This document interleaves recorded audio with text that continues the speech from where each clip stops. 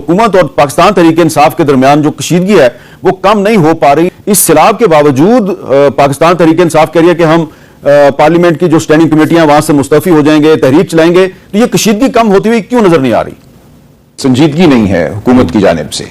इस सब के बावजूद मुल्क पर एक इब्तला का दौर है, सैलाब है, लोग बेघर हैं, कीमती जानें ज़ाया हो रही हैं। लेकिन आप देखिए इसके साथ साथ जो हमला है पाकिस्तान तहरीक इंसाफ पे वो बदस्तूर जारी है।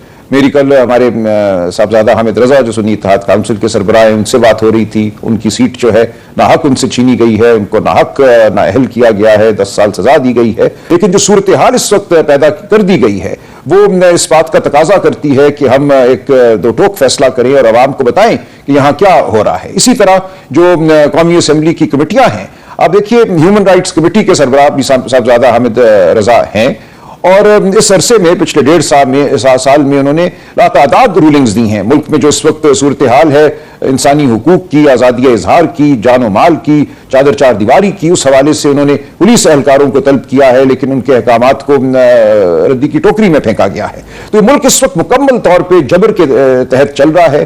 किसी पार्लिमानी कमेटी, किसी जमहूरी रवैये की कोई इस वक्त जगह नहीं है इस मुल्क में। तो हम पाकिस्तान के अवाम के सामने खड़े हैं, पाकिस्तान की अवाम को, अल्लाह ताला को हम जवाब दें हैं और हम बड़ी वजाहत से कह रहे हैं कि हम इस ढकोसले का, इस एक मजाक का हिस्सा नहीं बनेंगे। वो नेशनल असेंबली की कमेटियां हों या वो एक ऐसा बाई इलेक्शन हो जिसका नतीजा पहले से मरतब कर दिया गया है।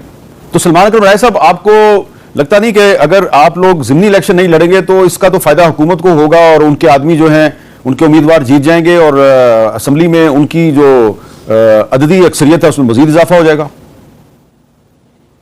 देखिए ये फॉर्म 47 का दौर है, मत भूलिए। 8 फरवरी और 9 फरवरी की रात जो हुआ, जो एक अंदोनाक वाकया हुआ, ये उस पे खड़ा एक निज़ाम है, झूठ पे खड़ा निज़ाम है, लूट पर खड़ा निज़ाम है।